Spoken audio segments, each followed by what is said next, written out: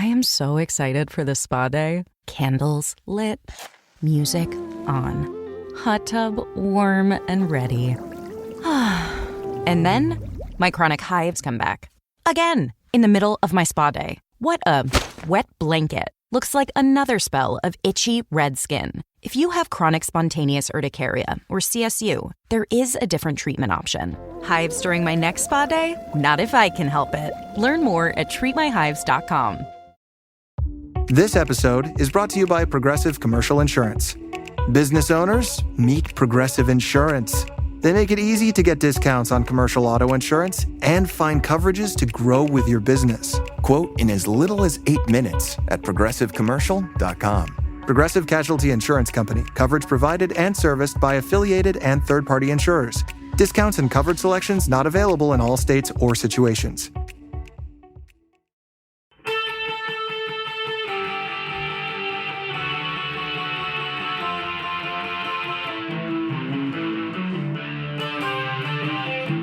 This is the Daily Blast from the New Republic, produced and presented by the DSR Network.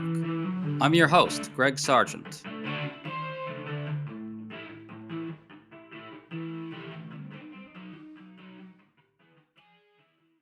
Pete Hegseth's defense of the killing of 2 men clinging to an incapacitated boat is falling apart on multiple fronts. Lawmakers who saw video of this killing have shared damning details about what they witnessed. And we're now learning that the boat very well might not have been bound for the United States to begin with. All this comes as some Republicans appear to be quietly moving away from defending Hegseth on this, and there are increasing signs that this video may actually end up getting released, which would almost certainly wreck Hegseth's story even further. We're working through exactly where we are right now with Tess Bridgman, co-editor-in-chief of the Just Security website and former national security lawyer in the Obama administration, who's been doing sharp commentary on all this. Tess, good to have you on. Thanks so much for having me. So before we get into the specifics of this latest bombing, let's remind everybody of this. The United States has killed over 80 people that Trump has designated narco-terrorists, bombing these small boats in the Caribbean Sea on the grounds that by smuggling drugs, the people in them are waging war on the United States. Tess, can you just briefly recap why that's so depraved and why it's almost certainly illegal? The thing to keep in mind, zooming out, is that the United States is quite simply not at war. There is no armed conflict going on between the United States and any criminal gang or cartel operating in the Western Hemisphere. Transporting drugs is not an act of war. It's not a hostile act, and it can't get you into an armed conflict. So whichever way you go about it, whether you look at the administration's claim that transporting drugs that end up harming or killing some Americans constitutes an armed attack, that doesn't hold water. When you look at the idea that the people on these boats are somehow combatants engaged in hostilities themselves, that also is an absurd reading of the law that no serious expert would countenance. So whichever way you slice it, and they've tried to do it a couple of different ways, there's simply no authority for the United States to be targeting these vessels or the people on them.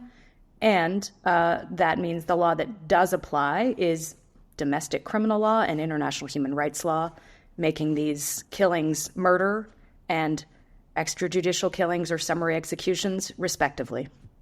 And they're killing people who are civilians. Basically, what experts have said is, okay, even if these people are doing bad things by smuggling drugs and doing things that could hurt the United States and hurt Americans, this should be subject to police action. And the administration, by turning this into a war, sort of reimagining it as a war, is essentially giving President Trump the authority to execute civilians, right? That's right. And I've said repeatedly that I think the big story here is exactly what you just said, Greg, that there is underlying this entire campaign a notion that the president can, outside of the law, right, outside of armed conflict, can simply say, I'm designating these people terrorists, which is just a label. It doesn't bring any authority with it to use force. So he's just labeling these people terrorists and asking the military to then kill them on that basis. That has never been done before in the history of the United States. That is the clean break from the past that should be terrifying and chilling to us all. The idea that the president can misuse the military in this way and has thus far gotten away with it until Congress recently started applying some much needed pressure. That is something that we should be focused on as the big story. Of course, there are lots of other wrinkles that we can get into, but asking the military to use force outside of the law and the military carrying that campaign out is the bottom line of what's going on here. Absolutely. So in this particular case we're now talking about, on September 2nd, an initial strike demolished a boat carrying 11 people. Then the live feed showed military officials that 2 men were alive clinging to the wrecked boat. They were then killed in a second strike. Generally, it contradicts the laws of war to kill people who are not in the fight, specifically those who are shipwrecked. Tess, again, understanding that the entire campaign is illegal, can you explain why this latest wrinkle is even worse and might be a war crime? Yeah, absolutely. So, again, important to start with the premise, as you just said, that the laws of war don't even apply here. So these aren't war crimes on their face. They are murder that applies to the first 9 people who were killed on that first September 2nd strike. And it applies to the 2 survivors who were killed in the subsequent strikes. But the big new revelation here is that even operating within this paradigm that the administration has manufactured, right, this idea that we are in a war based on the fake facts that they have marshaled to try to make it so, it is a textbook example of an unlawful order to order that shipwrecked people be fired on. And it is such a textbook example that it is in fact what the Department of Defense's Law of War Manual uses as their example of a clearly illegal order. So once it was clear, and it should have been clear as soon as the smoke cleared and you could see 2 individuals clinging to the wreckage of their burned out vessel, right, at sea, defenseless. It's what the term of art in the law of armed conflict context is hors de combat, which essentially means defenseless.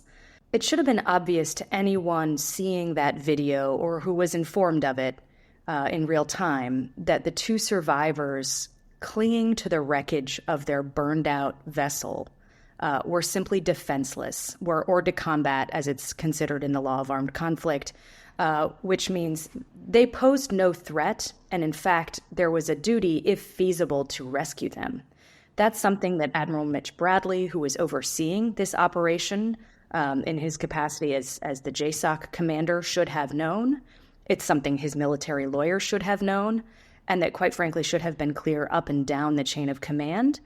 It's a 101 example that you might get taught in an ops law class. It's just something that you do not do. To stay up to date on all the news that you need to know, there's no better place than right here on the DSR Network. And there's no better way to enjoy the DSR Network than by becoming a member. Members enjoy an ad-free listening experience, access to our Discord community, exclusive content, early episode access, and more. Use code DSR2025 for a 25% off discount on sign up at thedsrnetwork.com/buy. That's code DSR2025 at thedsrnetwork.com/buy. Thank you and enjoy the show.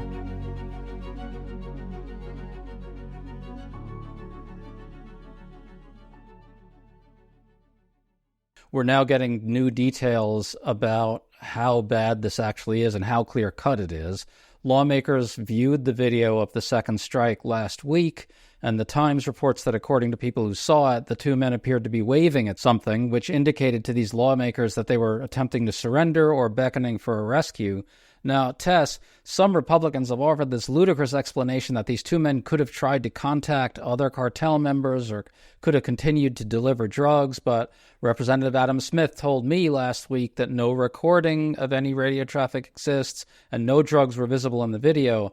All that aside, if these men were waving, doesn't that further underscore the idea that they were not in any sense in the fight?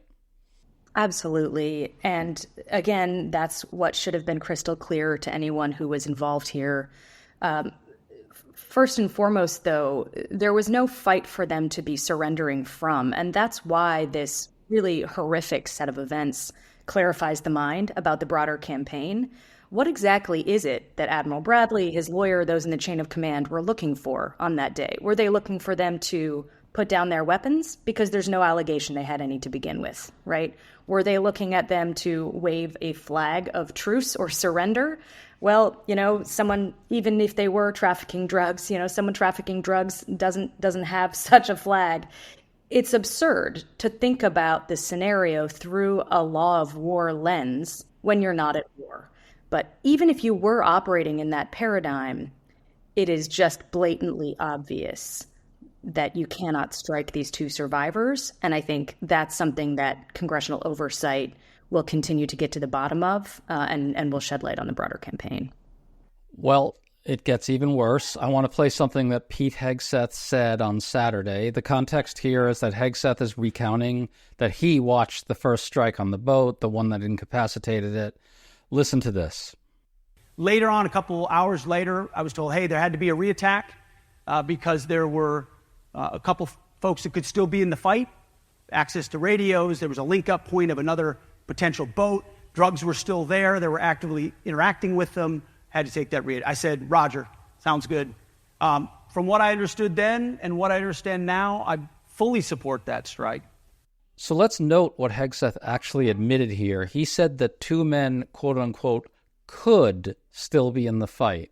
I think that's absolutely damning. He didn't even know that they were in the fight. Tess, doesn't that undermine their case further? Well, the thing to keep in mind here is that there's absolutely nothing, no set of facts, right, that you could look at that would make these individuals in the fight, right? The fact of radioing for help, for rescue, that certainly doesn't make a shipwrecked survivor of an attack on their boat, quote, in the fight, right? The idea that there might have been cocaine in the water, which, by the way, is contradicted by others who saw the video, that certainly wouldn't make these survivors, quote, in the fight if there were still, packages of cocaine bobbing around in the water. So there's nothing that they could have been looking for, right? Given there's not even an allegation that these individuals were armed in the first place, that could have made it lawful to presume they were still in the fight based on what was being seen on that feed. Well, now there's the CNN report that Admiral Bradley, who oversaw the operation, told lawmakers in a briefing that this boat was linking up to another vessel headed for Suriname, a small country east of Venezuela. Then, amazingly, the admiral said that the larger vessel could still possibly have gone on to the United States. Tess, again, it's these same words, could, maybe, possibly. They had no solid evidence of any kind that these men were still in any fight, or that the drugs were still on the boat, or that the drugs were headed for the U.S. Now, again, putting aside the fact that the entire thing is illegal, this specific case is in total collapse now. No?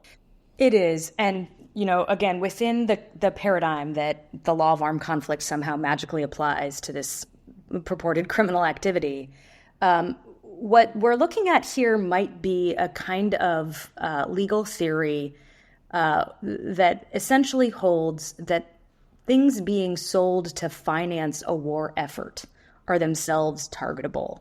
And that's known as war-sustaining objects. That's a controversial theory on its own, even within the law of armed conflict.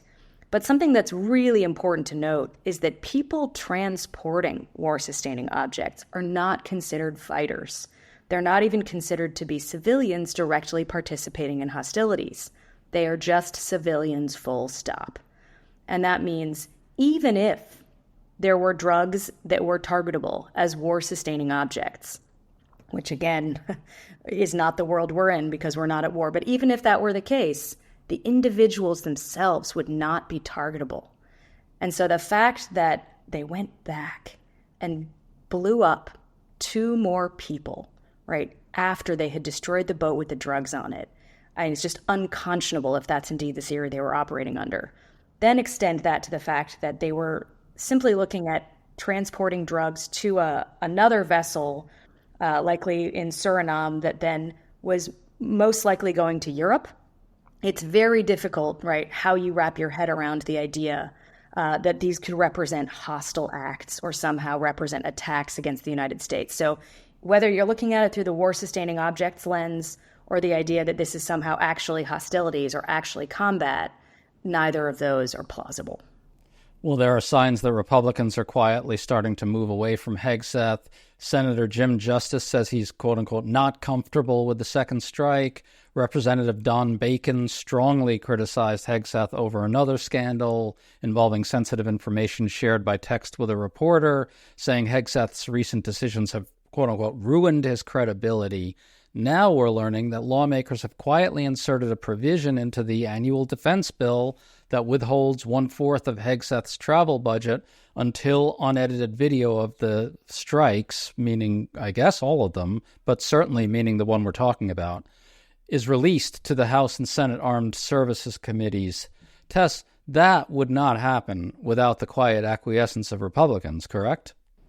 Correct. And that's what's been missing to date is some Republican support for basic oversight. And this is really basic oversight. It's can the Armed Services Committees view the video, right, that their leadership was already permitted to see in unedited versions. That should just be the beginning. There need to be subpoenas for witnesses, for documents, all up and down the chain of command. I think it's appropriate that Hegseth is in the hot seat. And this is something that's going to be less palatable on the Republican side of the aisle. So I don't think we're going to see it in the near term. But we need to remember that this whole campaign also goes all the way up to the president. He's who ordered this all, starting reportedly in the summer before we started seeing strikes in September.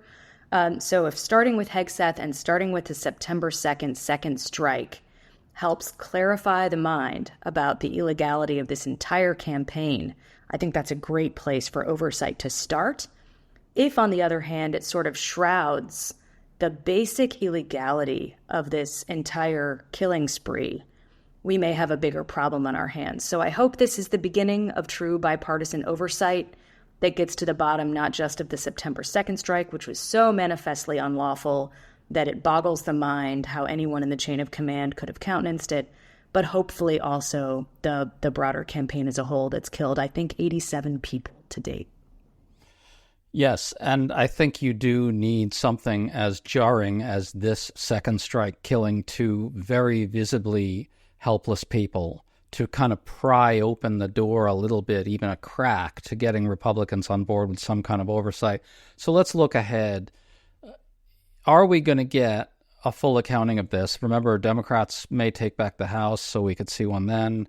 And critically, is anyone going to be held accountable in any sense at the end of the day?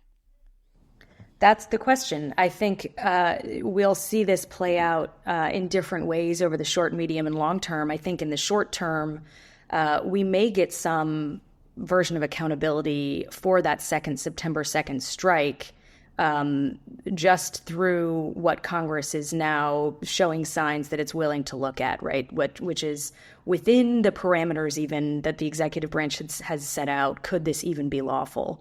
As we were just discussing, I think that would miss the bigger picture and the need for accountability, especially up to the top, right, for this entire campaign.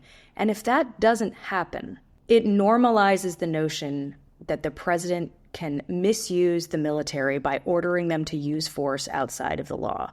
And that's why the oversight cannot stop with just that second strike on September 2nd. It has to go further.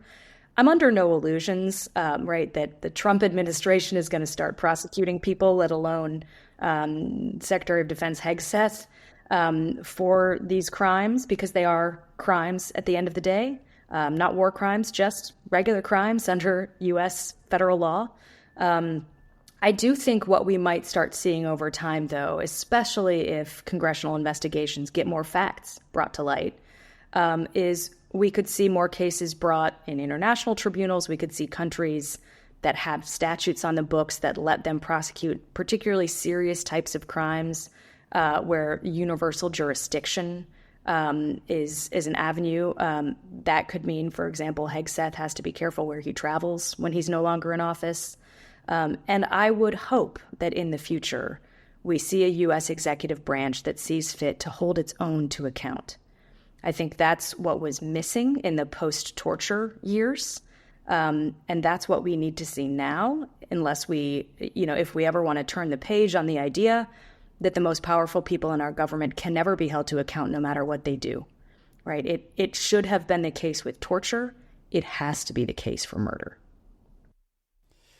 And I want to underscore for people that if you want oversight and accountability, you're going to have to elect a Democratic House. That's the only way we're going to get the extensive oversight you're talking about.